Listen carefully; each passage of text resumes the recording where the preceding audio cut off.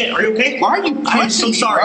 You're good. I'm so sorry. I'm so sorry for Are you you. okay? I'm so sorry for you. Okay. Yeah, get up. Yeah, I'm so sorry for you. Yeah, Just turn around. Yeah, I'm so.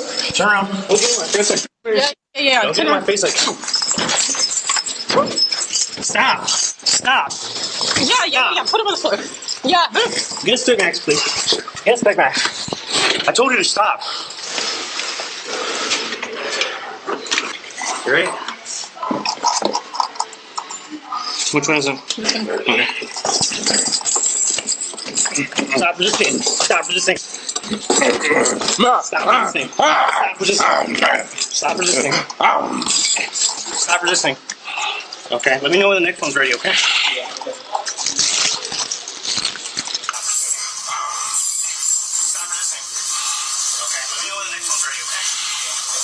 There's more video. There's a lot more video. There's more body cam video. I mean, but at some point you got to be able to say enough is enough. You're so fixated on him that you just keep, delivering strikes. I'm gonna tell you now. That's just it's unnecessary. It's uncalled. It's excessive. That's it. Simple. All right, man. Yes, sir. We're putting you on the record. Okay? Welcome back, my PBM family. Welcome back. Another episode of Old School Cops presented by PBM. You got your most highly dedicated law enforcement panel in the game of social media. When I tell you, we from the community went back to police community, and then within the ranks of law enforcement, right?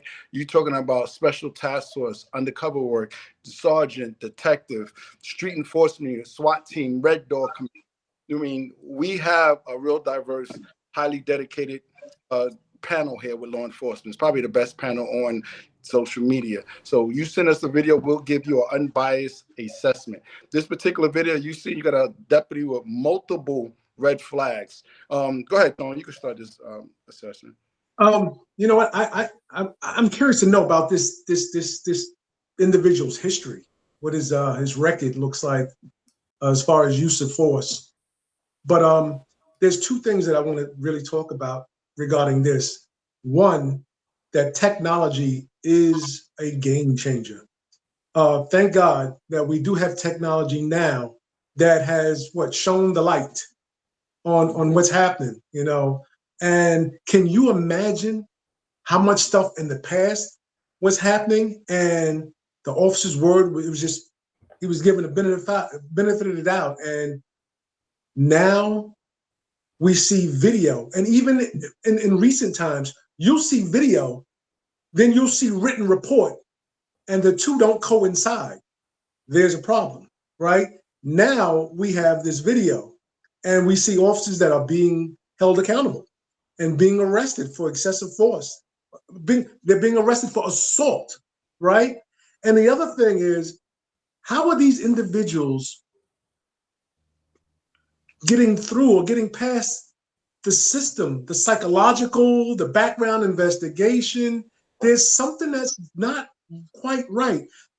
Why would an individual who knows, right? You know that you're being recorded. We see people getting assaulted with body cams. So I know that there's a camera, but yet I'm still doing these acts. There's something wrong.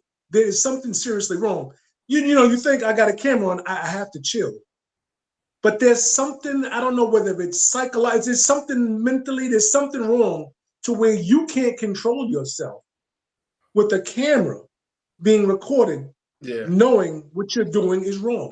Yeah. So there's a problem. And now we can go even further where we're talking about how policing has changed. And now we're hiring a lot of people just to fill positions because there's a shortage in policing.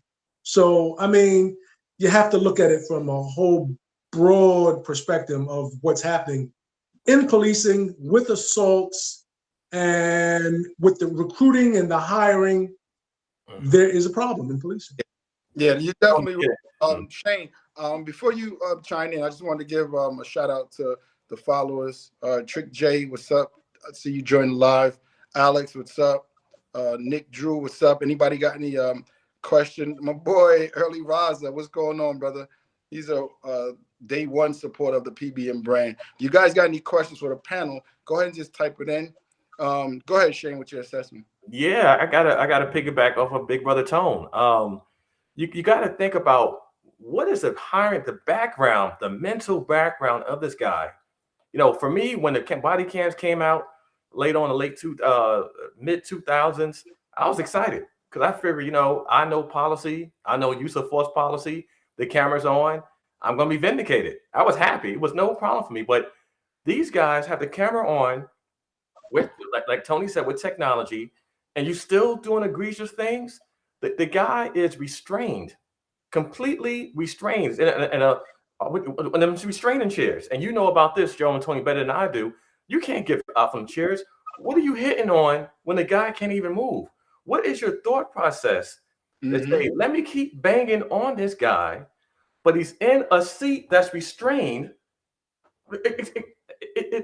It baffles me of how you can continue to do that. And then on top, the caveat, as Tony mentioned, you have the cameras. You have your body-worn camera. You have the camera in the cell. Your fellow officer got cameras on you. So how are you going to coincide your report, your use of force incident report, and what we see on the camera? And how are you going to justify that? Because you know, guys, at the end of the night, the sergeant, when your camera's uploaded to the servers, they review it. It's random. They will review what was going on during that night. And it may not be that night. It may be 2-3 days later. It may be the next week. But it's going to be reviewed. So having that information, knowing you being watched, and you say, you know what? Forget that. Let me throw my career away and continue punching on somebody. I just don't get it. And then as Tony mentioned, we got to be scraping for the bottom of the barrel. I remember you and I, guys, we remember when we went through our psych exam, doggone polygraph. I had a voice polygraph. You went through every doggone thing to get looked at for the interview. And then they did a deep dive investigation all the way down to first grade of what you was doing. So it behooves me of how these guys are getting in and getting on with no issues. I mean, I was scared to death through my whole interview. I said, man, I hope I passed. I hope I did this. I hope I told the truth. You know, with so much stuff going on your head. And then when I got on board, my goal was, you know what, I'm going to do a great job. I'm doing a good job. I was an ideologist. I'm going to change everything. That was my mindset. I know that was your guys' mindset too. What is this guy's mindset? Are you here to get a paycheck? What are you trying to do? So all the way around, you know, as you see, people are getting arrested. You know, something you always say, Joe, all the time, do not take your fight on the road. Right. In time, be calm, be patient. You know, this guy could have got a settlement. You know, I haven't dug further into what happened, but him being fired, obviously, there's going to be other situations where he dealt with other inmates that way. So it's a domino effect, you know? So I got to agree with your guys. This is completely wrong. There's no way to justify this. Hey, one of the comments. Hey, Shane, take over the comments because my iPad is. I got you. No problem. But They're getting on because there is such a shortage and they are lowering standards. Yes. I got to agree. The standards are being lowered. The times when Joe and Tony and I came in, it was so stringent. The recruiting background, everything was so A, B, C, D. They cross their T's and dot their I's. They want the best of the best. When you got on when I was in the academy, right now it looked like it's the worst of the worst. Oh, you want to join? Come on, get on the bandwagon. Let's do it. And it's doing the public guys a disservice. You're harming the public. You're hurting. You're making the badge look bad. We look horrible out here in these streets. You know, some of the stuff you sent that the commentator sent in, Joe. I even asked you, Joe, is you sure this not AI? Are you? Is this really going on? Is this a trick? Right. Because it just don't register. It don't make sense. We all know proper policing, and this is completely wrong.